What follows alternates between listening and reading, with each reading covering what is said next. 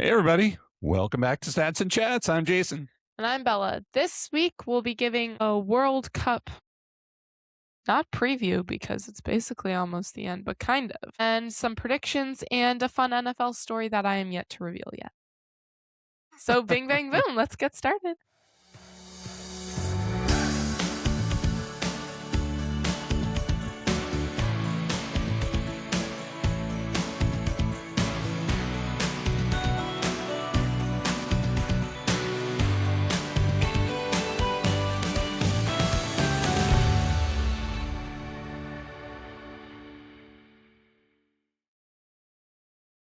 Bella. Jason. A lot going on. There's a lot going on in sports without our favorite sport even happening right now. My voice is a little cracky. Can you hear that? Not really. Oh, that's good. Okay. Pretend I didn't say it. Where should we start? We've got a lot to talk about. Yeah. But what's going on? Nothing much. I had practice today and I had work and I'm swimming at a meet this weekend. You are swimming at a meet this weekend. Yeah. Excited for the meet? Yeah. Yeah. I'm excited for my 50 and 100 free. Nice. Because I like swimming sprint, even though it's not my best move. Good. It's fun. That's great. Yeah. Cool. Last weekend, you went to a meet as well? A little day trip?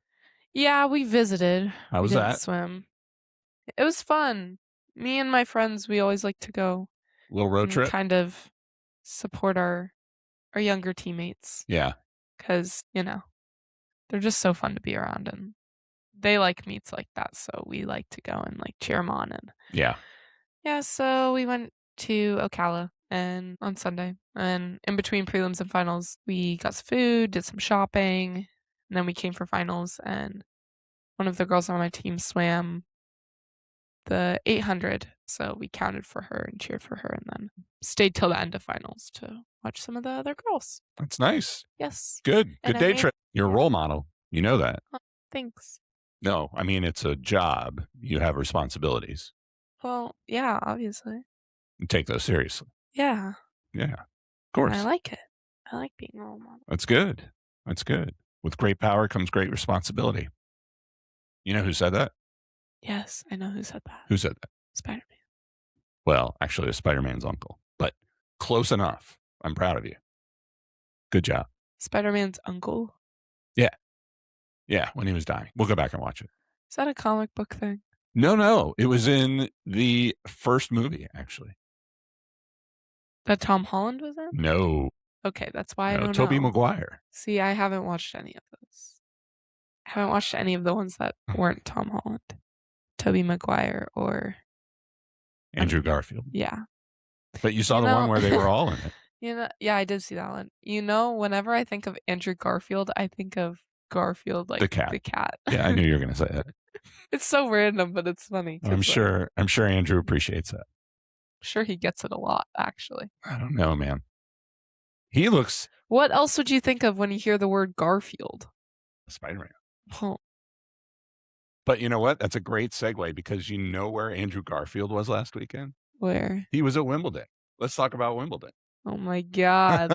So, a couple of quick hits of things that we missed over the last week. Wimbledon wrapped up their finals on Sunday. Jannik Sinner, who we both picked, took home the men's title, winning in 4 sets. Unfortunately, Coco Gauff, who we both picked, did not make the finals, losing in the semifinals. And that... Tisk.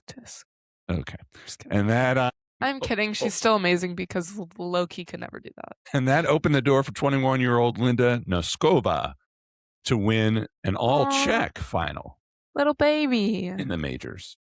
Can you imagine doing that at 21 years old? No, not really. What were you doing at 21 years old? Not bad. Not for this podcast. The other, and that's another one without the daughter. The other events... You're acting like I don't know. ...that went on over the weekend included All-Star Weekend.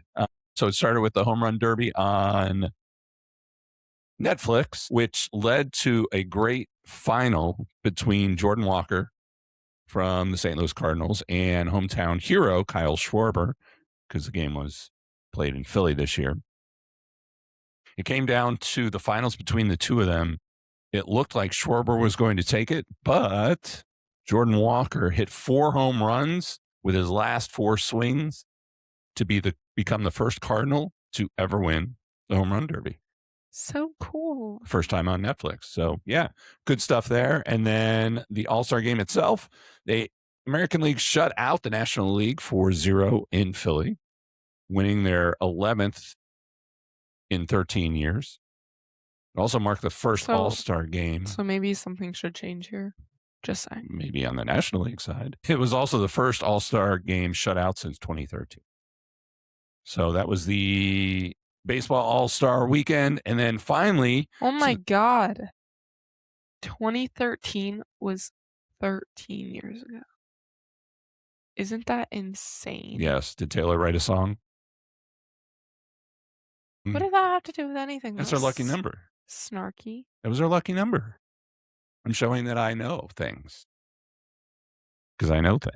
That's not how you said it, but okay. And then finally, we were recording on Thursday, a little bit later than our normally scheduled time. We had some technical difficulties, but that also gave us the first round of the British Open. So Jackson Suber is 5 under to lead after round 1. And defending champ Scotty Scheffler is still in the mix, though, at 2 under. So all things happening that we are not doing deep dives into. Yep. You're so happy we don't talk much about baseball this year. Yeah, okay. I mean, it's not boring, like, when you dive into it. It's just boring to watch. Okay. It's kind of the same with soccer. There's not a lot of action. Oh, my gosh. Stop. Stop talking. Stop talking right now. All right. Whatever. It's fine. This week, I'm going first with my story, and that is obviously the World Cup. So, since we are recording on Thursday, both semifinals are over. We know who's playing in the final on Sunday, and that is Spain and Argentina. Sunday. You think it's rigged? At MetLife Stadium. Have you seen the videos of the refs after the Argentina-England game? I have not. They're on the floor like this. Like on their knees on the floor like this. Have you seen that video? No.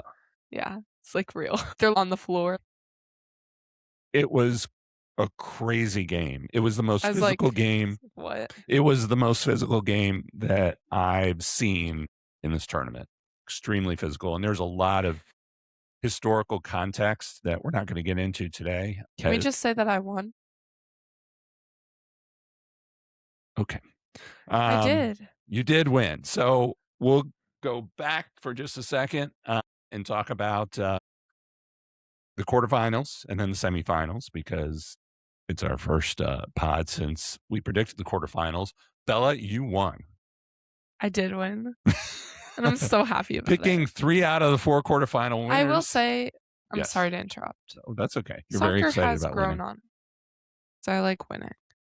And so then I want to watch because then I have like more of a team to cheer for. Well, that's good. You know? So like the US was out, so like making predictions made me want to beat you. So then I was cheering for the teams that I wanted to win. So let's start predicting baseball games. No. Okay. I'll watch Cubbies. That's it. There you go. Hey, that's better than nothing. I'll take that. So you went 3 for 4. Yeah, pretty in your good. quarterfinal picks. I mean, France, Spain, Norway kind of just bombed their game. So if they were more on top of it, I think I would have been right. It was a good game. It was a good game, but England's strong. I've seen them play better. Like they played better in other games this World Cup. Yeah. So like I feel like if they were a little bit more there, you know, then I would have been right. And then I would have gone 4 out of 4. Okay. You just didn't even stand a chance. No, I went 1 for 4. I did pick France. Listen, I picked some upsets, and the upsets didn't happen. No, I was the one that picked the upset, and the upsets did happen. Okay. I was. Okay, but we do have a challenge because both of us picked France to win it all, and France isn't playing in the finals. So we'll talk about predictions at the end of the show, but let's talk about the semis real quick. So the first semifinal, Messi-vs-Yamal scored a penalty in the 22nd minute. Pedro Porro added the second goal in the 58th minute, and that was the final. So Spain 2, France 0. Spain's defense completely shut down France. Literally why I said that Spain was going to be in it, because their defense, and you were like, I don't know if that's enough. Yes. Just saying. I agree. You did call that out, and you did say that was correct. So going into the final, Spain has the tournament's best defense. They've allowed only 1 goal before this, and their 18-year-old phenom, Lamine Yamal, is running attack and having a moment for Spain on offense. Having a moment. And then the second semifinal, we have already talked a little bit about. Argentina 2, England 1. A stunning late comeback again for Argentina. All 4 of Argentina's knockout games were close calls until the very end. 2 of them, they had to come up from behind to win. So that lines up the final. Spain versus Argentina. Head-to-head, Spain and Argentina all-time dead even. 6-6-2. Only competitive meeting ever was in 1966 at the World Cup. Argentina won that 2-1. Yeah, but 1966. That's a long time ago. And then recent matches, friendlies, have all been lopsided. Argentina 4-1 in 2010, and then Spain won 6-1 in 2018. But it's been forever and sporadic. The storyline, Messi, obviously, likely his last World Cup match versus the phenom, Lamine Yamal. So 38 versus 18. 20-year difference. That's a whole nother player. It's a whole nother person. And obviously the keys, can Spain's tournament best defense, fewest goals allowed, most clean sheets, contain Messi and the Argentinian offense, who've won all 4 knockouts the hard way, coming back, but getting it done. We'll make our predictions later. Historically, Argentina would be back-to-back champions, first nation to do it since Brazil in 58 and 62. Crazy. Only Italy and Brazil have ever done it. Obviously, it'd be a storybook ending for Messi, and it would be their 4th championship, World Cup championship. Spain, in their 2nd World Cup ever, first and only was in 2010, which they won. They'd become just the 7th nation with multiple titles, and they would complete the combo of the Euro Championship in 2024 and the World Cup Championship in 2026. Side note, they did the same thing before their 2010 championship, winning the Euro in 2008. So, a lot on the line. Great matchup. We'll make predictions at the end. Not to be forgotten, there's a match on Saturday, too. France versus England. France, Mbappe is still going for the Golden Boot. This match can give him an opportunity to take the lead. England, 3rd place finish would be their best World Cup result since their last title in the 1900s. And would also give Bellingham and Kane a potential for a signature win as part of the national team. Talk about ratings for just a second. Of course. Love ratings. Attendance through the quarterfinals, 6.26 million fans have attended. Over 99% of all seats have been filled. An average of over 65,000 per match. Already the best attended World Cup in history. U.S. ratings, the group stage averaged over 5 million viewers on Fox alone, up 92 from 2022. And the U.S.-Belgium round 16 game drew 42 million combined across Fox, Telemundo, and Peacock. The most watched soccer telecast in U.S. history. 84 million Americans have watched some coverage. Crazy. And then globally, opening weekend cleared 1 billion viewers worldwide, with the tournament on pace to challenge 2022's mark of 5 billion total engaged. So we'll see what the finals bring and if it passes that mark. So those are all the numbers. That's the preview. That's the historical context. But I want to talk about what the legacy of this year's tournament will be. There have been daily examples of incredible sportsmanship and amazing goodwill. Team members consoling the other team's team members at the end of the game. Different countries being amazed by the traditions that they found and discovered while they were in the U.S. Ranch dressing. Yes. Didn't know that was not existent Buc-ee's in other countries. Well, who doesn't love Buc-ee's? That's obvious. Well, nobody that doesn't have Buc-ee's. That's true. That would be sad. Yeah. I love Buc-ee's. Yeah. But incredible gestures. The Japanese fans staying late to clean the stands, the Japanese players cleaning and leaving their locker room spotless after every match. Iran's team leaving a handwritten note in their LA locker room after they were eliminated, wishing peace, respect, and friendship among all nations. And then the inclusion piece. This was the largest field ever at a World Cup. 48 teams gave us debut nations, including Cape Verde and Curacao. They put them on the national stage. There were more flags in the stands. There were more first-time fans, and more of the entire world actually engaged and involved. So when you think about this tournament and this legacy, in the past, after every World Cup, interest peaks and then interest fades, and it fades a lot in the U.S. So what do you think the lasting legacy of this tournament will be in the U.S.? And for you personally, what are you going to remember about this year's World Cup? I'm going to remember Holland, my king. Okay. And I think the lasting impact will be that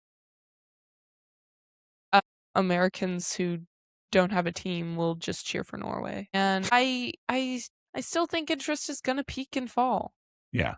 It's not big enough in the US normally to maintain the interest. Well, and I think the US not really making, like, yes, they made it to the round of 16. Yeah.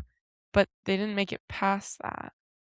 So I still think people are going to see Europe as the place to be if you want to train for soccer.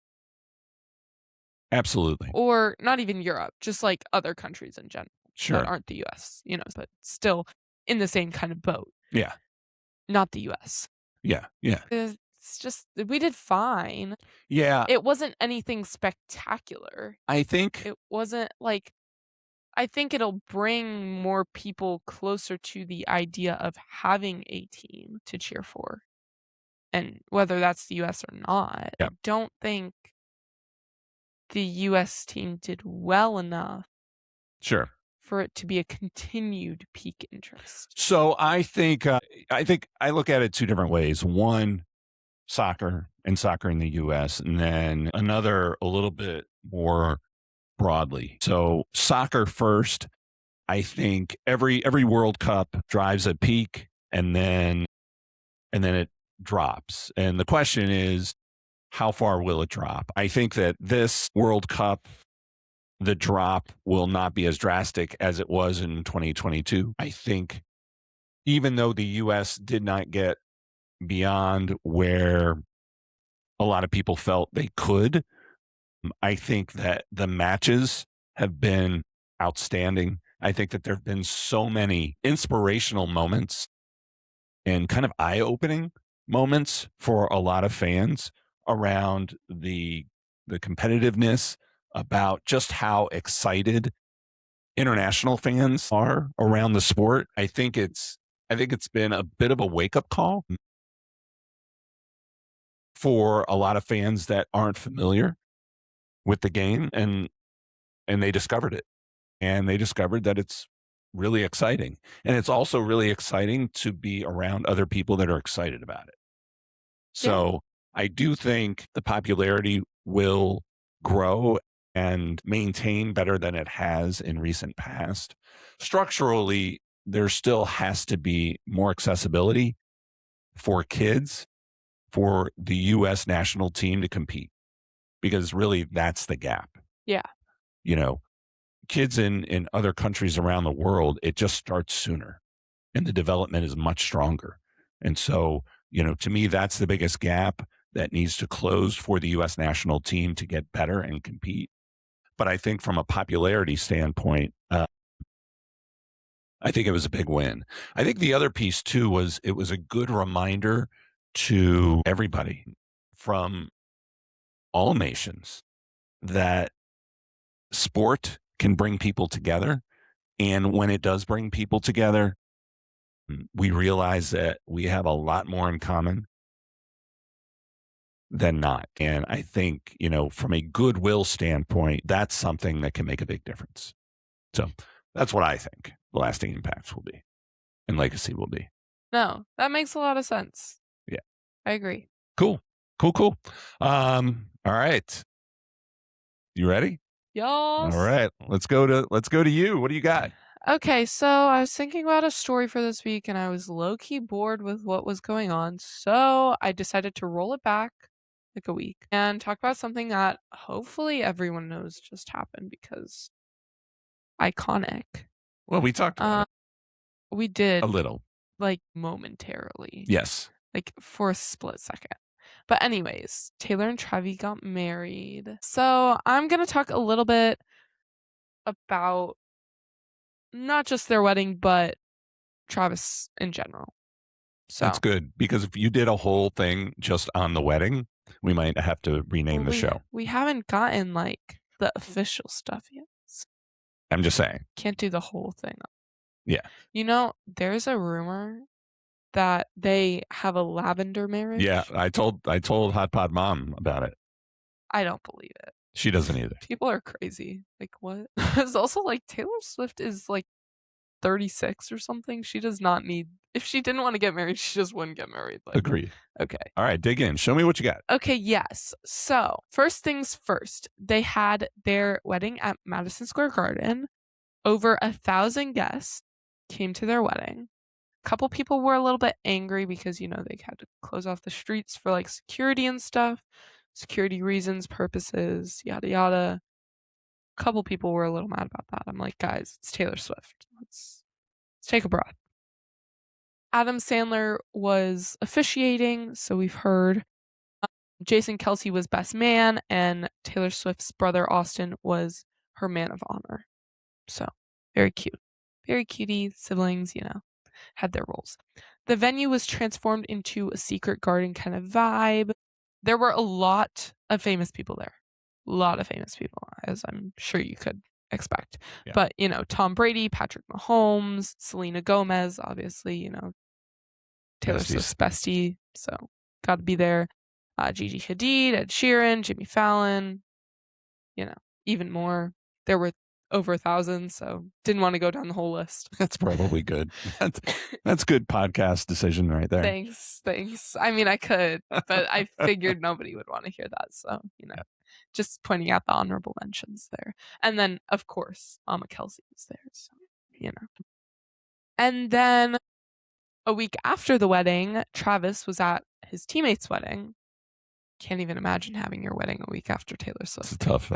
That's unfortunate, And he had his ring on and so cute, like, love Travi. But anyways, little bit background on him and kind of his transition into what this next season will look like for not only him, but also the Chiefs. So he's the third tight end in NFL history to have over 13,000 career receiving yards. The only one to make 11 consecutive Pro Bowls, which we've already discussed how I feel about the Pro Bowl, but it's fine. He dropped to number 10 amongst tight ends in NFL coaches and scout survey. So, kind of dropped a little bit, but it's okay. Still good. Kind of average. Yeah. So, but I mean, he's also like older. He's not old. He's older. Patrick Mahomes tore his ACL, expected to come back healthy for week 1. Week 1, the Chiefs are playing the Broncos, so that'll be fun.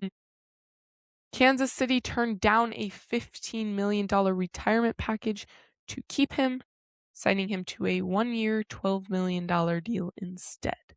So, he's valuable for them, in their opinion. So, what does this mean for Travis Kelce? He chose not to retire because the Chiefs didn't make the playoffs. Now he wants to come back and play another season with Taylor as his wife. So, going back to last season, the Chiefs didn't make the playoffs for the first time since 2014. It was a great year. Yeah, I know. Very happy about it. Whatever. They had a losing record, 6-11. Not great. I know you're happy about it, so just stop with the facials over there. Very happy. Think you're on Dance Moms or something. Kelce only caught 76 passes, which is his lowest since 2015. Not good. I almost said 6-7 there, but it was 7-6. So, you know. Yep. He showed up to the Super Bowl in February as a spectator and not actually in the Super Bowl.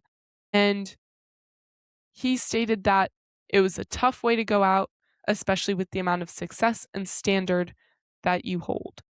So clearly he was not happy about how the Chiefs chose to finish the season and wanted to do better. Hence why he came back.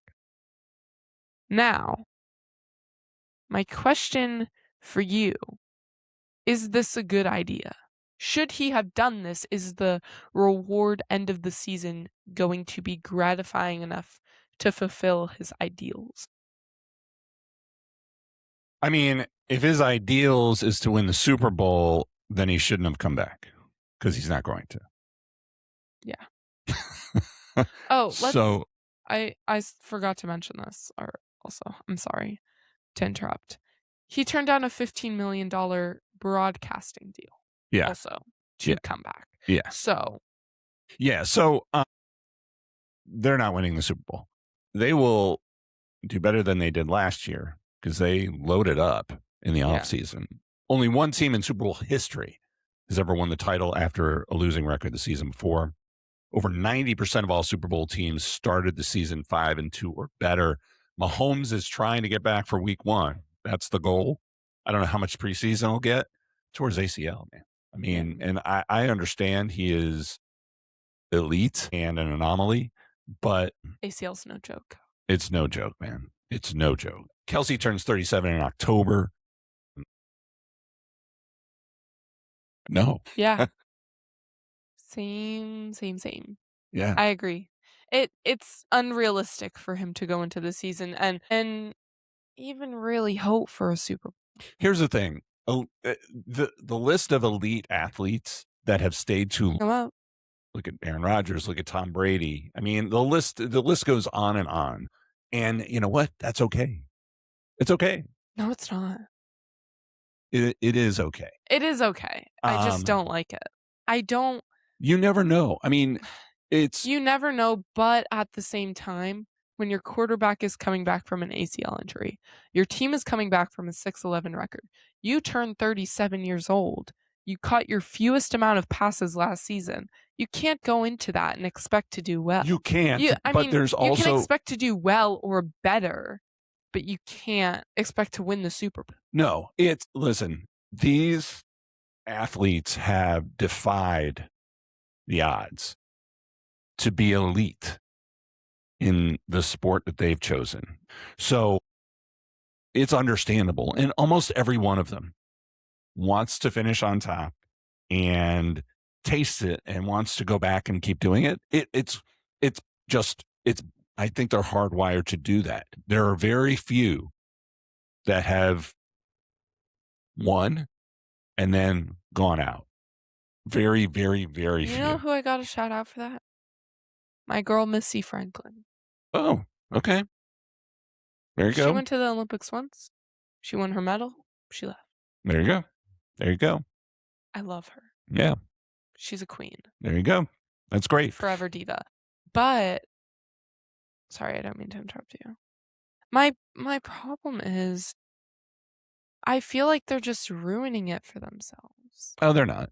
I mean, I know they're not. They're making more money, not that they need it, and they're getting to do what they love, yada. That's right. But there's so many other ways to be fulfilled through your sport without playing it. And no one who's at the top is going to win and then say, I'm not going to try and do it again. Right. The problem is when they try and do it again and they don't do it again, they want to try and do it again. One more time. Yeah. And that's when it's like, it's too much at this point. It happens. Like, I get it. You win. You want to do it again. Why wouldn't you? Yeah. Like, let's do it multiple times in a row. But after one season like that. Yep. So we're agreed. It'll be fun to watch. Yeah. Wish him the best, but I don't think they're winning another Super Bowl while he's still on the team. Yeah. All right, predictions? Yeah. Cool. World Cup, Spain or Argentina? Who you got? Spain. Why? Defense. If your scorer can't score, you can't win. Defense wins championships or the returning champs? No. That have figured out a way to win? No. Every match that's been important, even when they've been down? No. You? Man, I was all in on Spain until I saw Argentina pull that out yesterday. Do it every. I don't think so. However, I think there's no defense in this tournament that is at the same caliber as Spain's. They shut down Mbappe like he was an average player. Yeah. So I think for that reason, I'm going to go with Spain too. They've also they've proved themselves so much in the teams that they have had to play here. Yeah. Like they did not have an easy road. I think they shut down some stars. It's interesting. The reason I think England lost yesterday was because they shifted from equal balance offense defense to more of a defensive posture, and that just allowed Argentina to go offense the majority of the second half. Yeah. So they transitioned to that defensive mindset too early, and they stopped pushing the ball. I don't think Spain has to do that.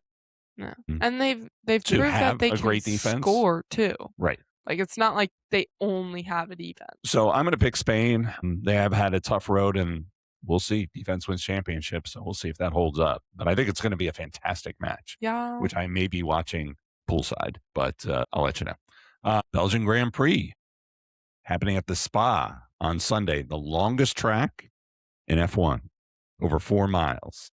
Could be raining on one side and bright and sunny on the other side. It's so long. Who you got? Kimmy. Okay.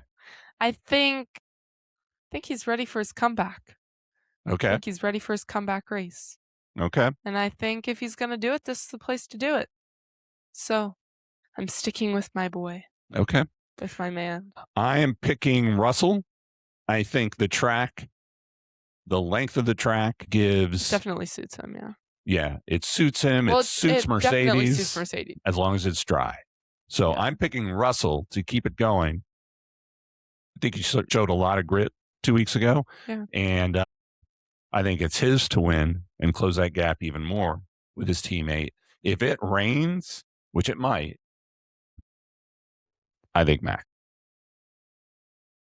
Even though Max is weird like that. Like not in like a mean way by any means, but like he just does really good at the most unexpected times. Yeah. Sometimes he just like pulls up and I'm like, what are you doing here? Listen, but also just keep at it. He was headed to the podium 2 weeks ago and then obviously crashed right at the end. But he's literally he's just so odd.